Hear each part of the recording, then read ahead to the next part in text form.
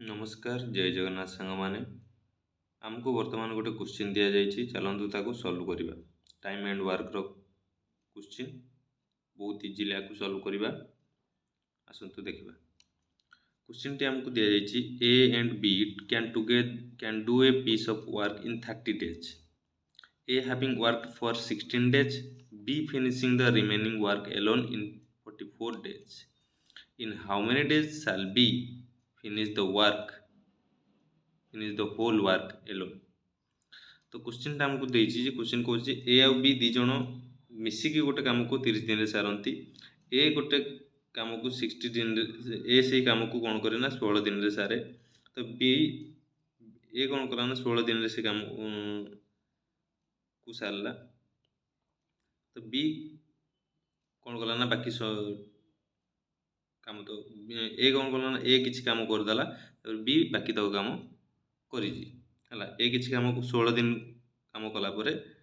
से बाहरी गला तापर बी आ बाकी तो काम करी 44 दिन रे काम कंप्लीट कला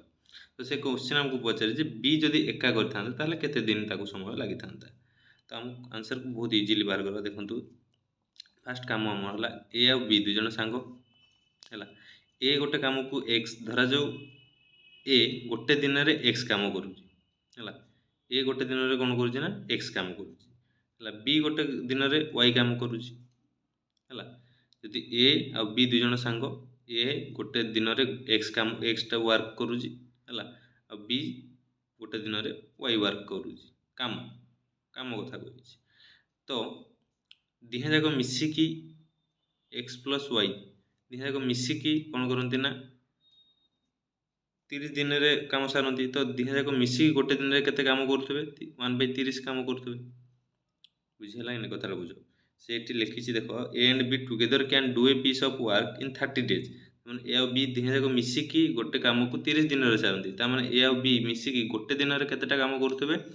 1/30 काम करुवे तो आम से अनुसार ये लिखले जे जदि ए गोटे दिन रे एक्स काम करुँची आ बी गोटे दिन रे वाई काम करुँची ताले X plus Y is equal to केते हबो 1/30 वर्क तो आम या जदि सिंप्लीफाई करदे ताले केते हिजबो ये 30 एपटे डिवाइड से सेपटे गले मल्टीप्लाई हो 30x plus 30y is equal to 1 okay चलो एबे देखो एबे नेक्स्ट सेंटेंस को चलो एठी हमको कहला जे a having worked for 16 days ए केते दिन काम करिजी ए करिछि हम 16 days ता माने ए जदि गोटे दिन रे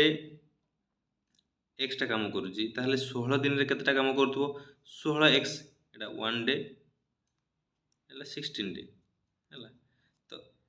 ये 16 डे ए गोटे दिन रे एक्स टा काम करुँच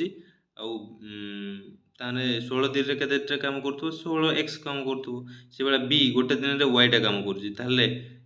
वाई केते दिन काम करिछि 44 दिन काम करिछि तो 44 दिन रे केते 44 डेज रे केतेटा काम होइथबो 44 वाई काम होइथबो केते काम होइथबो 44 वाई काम होइथबो ता माने ए जदि 16x काम करे आ बी जदि 44 वाई काम करे ताहले दिहा जाक मिसिकी आमर गोटे काम को से कंप्लीट करबे बुझे कि जदि ए 16 दिन रे 16टा काम करी 16x टा काम करिवो आउ बी